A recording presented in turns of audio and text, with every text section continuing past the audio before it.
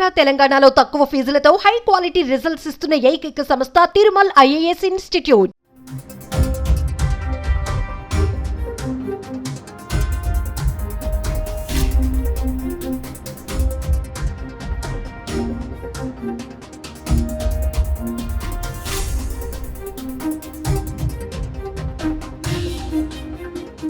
నేపాల్లో భారీ భూకంపం సంభవించింది. మంగళవారం ఉదయం భారీగా ప్రకంపనలు సంభవించాయి. రిక్టర్ స్కేలుపై దీని తీవ్రత 7.1గా నమోదైంది. నేపాల్ టిబెట్ సరిహద్దు లబుచెకు 93 కిలోమీటర్ల దూరంలో భూకంప కేంద్రాన్ని గుర్తించారు. కాట్మండ్, ధాడింగ్, సింధుపాల్ చౌక్, కవ్రే, మక్వాన్పూర్తో పాటు ఇతర జిల్లాల్లో ప్రకంపనలు సంభవించాయి. భూకంపం ధాటికి బిల్డింగ్లు కుప్పకూలాయి. భారీగా ప్రాణ నష్టం సంభవించింది.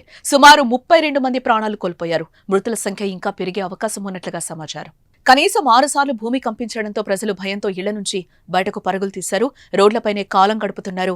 ఉపరితలం నుంచి సుమారు 9 కిలోమీటర్ల దిగువన టెక్టానిక్ ప్లేట్లలో చోటు చేసుకున్న పెను కదలికల వల్ల భూమి కంపించినట్లుగా యుఎస్జిఎస్ వెల్లడించింది. లోబుచే రీజియన్ పరిధిలోని పలు ప్రాంతాల్లో భూకంప ప్రభావం కంపించింది.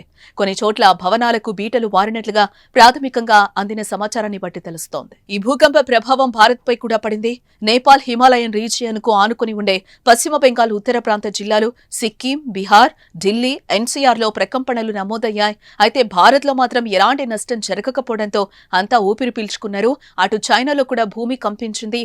రిక్టర్ స్కేలుపై 6.5 తీవ్రతగా నమోదైంది. 2015 ఏప్రిల్లో నేపాల్లో 7.8 తీవ్రతతో సంభవించిన ఈ భూకంపం కారణంగా దాదాపు 9,000 మంది ప్రాణాలు కోల్పోయారు. మళ్లీ ఇప్పుడు భూకంపంతో భారీగా ప్రాణ నష్టం జరగడం ఆ దేశంలో తీవ్ర విషాదం నెలకొంది.